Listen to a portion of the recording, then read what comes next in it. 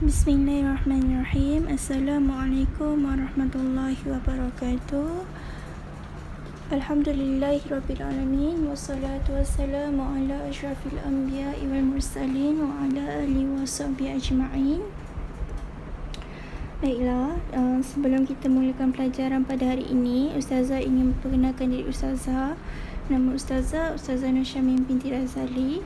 Baiklah, sebelum kita mulakan pelajaran pada hari ini juga, Ustazah nak kita sama-sama membaca doa memulakan pelajaran. Bismillahirrahmanirrahim. Allahumma aftah alaina hikmataka wa anshur alaina min khazaini rahmatika ya arhamar rahimin. Rabbi shrah li sadri wa yassir li amri wahlul 'uqdatam min lisani yafqahu qawli. Rabbi zidna ilma warzuqna fahma walhamdulillahi rabbil alamin. Baiklah, bagi murid-murid yang mempunyai buku teks, bolehlah membuka buku teks muka surat 27, iaitu pelajaran 3, iaitu yang bertajuk istinja. Okey. Jadinya sebelum kita mulakan pelajaran pada hari ini, Ustazah nak tunjukkan ada beberapa alat yang berkaitan dengan istinja ini.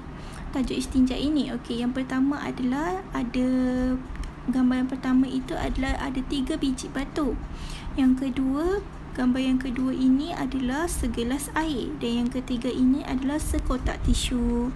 Jadinya ketiga-tiga alat ini ada kaitan dengan tajuk yang pembelajaran pada hari ini yang Ustazah nak ajar kepada murid-murid semua.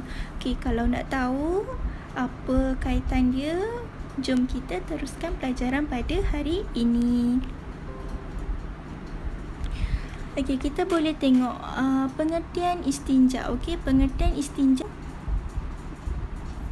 menghilangkan najis atau mengurangkannya daripada tempat keluar air kecil atau air besar. Okey, pada bahasa menghilangkan najis atau mengurangkannya daripada tempat keluar air kecil atau air besar, maknanya kat sini istinja ni adalah cara untuk kita hilangkan najis atau nak kurangkan najis tersebut, okey, daripada tempat keluar air kecil atau air besar. Kat mana tempat keluar air kecil atau air besar kita? Dekat kubul atau dubur. Okey. Kemudian pengertian istinja pada syarak pula ialah dinamakan perbuatan tersebut kerana orang beristinja berusaha untuk melepaskan dirinya daripada sesuatu yang menyakitkan.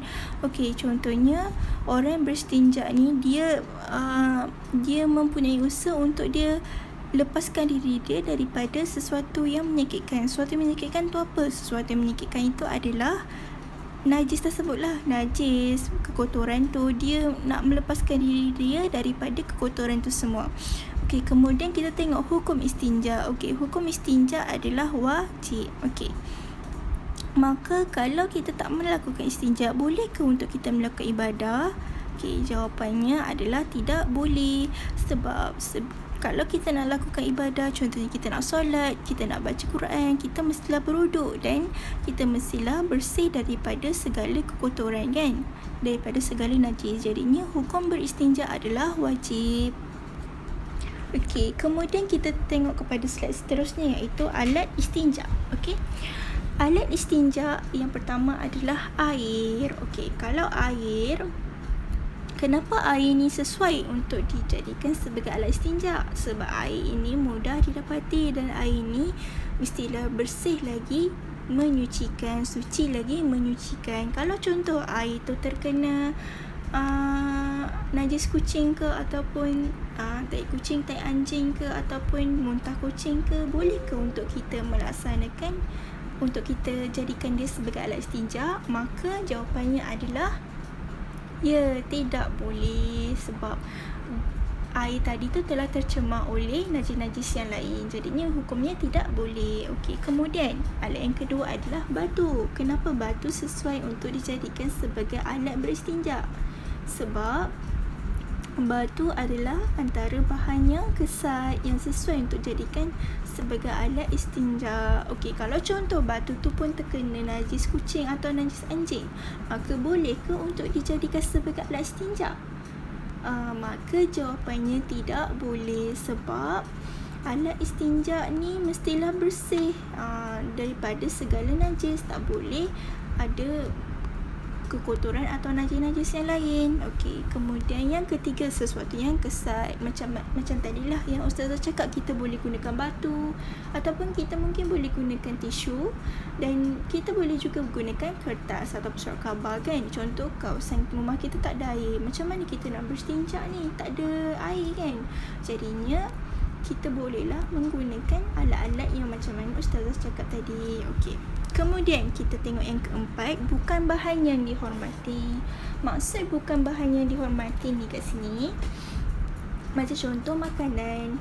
Okey, contoh ustazah nak buat nasi itu sebagai nasi yang kita makan tu kan. Okey, nasi yang kita makan itu sebagai alat untuk berstinja, boleh ke? Okey, maka jawapannya tidak boleh, sebab nasi itu adalah bahan makanan kan, makanan yang masuk ke mulut kita. So macam memang tak boleh untuk dijadikan sebagai alat istinja. Kemudian contoh yang kedua, roti kan, ustazah nak guna roti itu sebagai alat istinja, maka hukumnya pun sama, tidak boleh. Okey.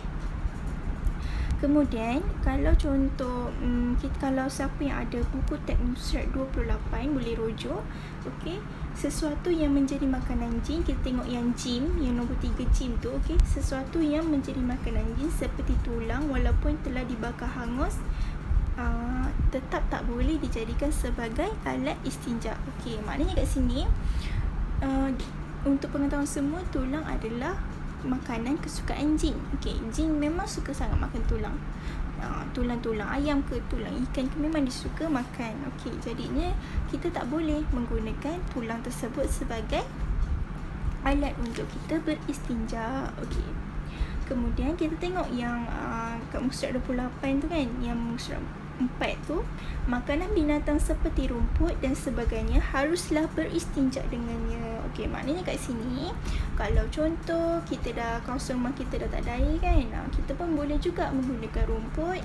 Pastikan rumput tersebut bersih lah, jangan sampai rumput tu ada tai ke, ada najis ke kan, ada apa-apalah benda-benda yang kotor. Pastikan rumput tersebut bersih dan suci, dan kita juga boleh menggunakan daun-daun kan, daun-daun yang bersih, yang suci, untuk kita membuat sebagai alat istinja. Okey.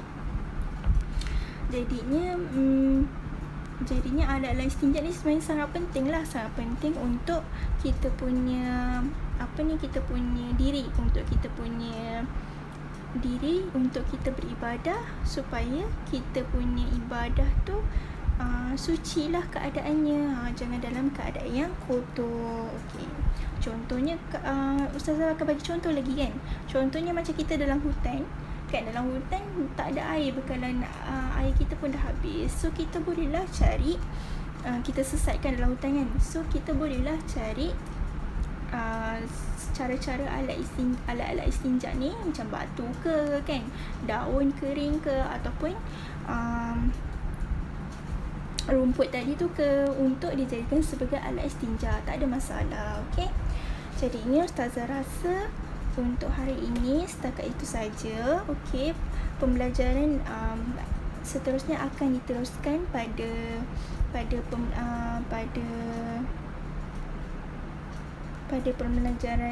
hari pembelajaran kemudian. Okey, jadinya ustazah rasa untuk hari ini itu saja. Jadinya kita tutup dengan tasbih kafarah dan surah Wal-As.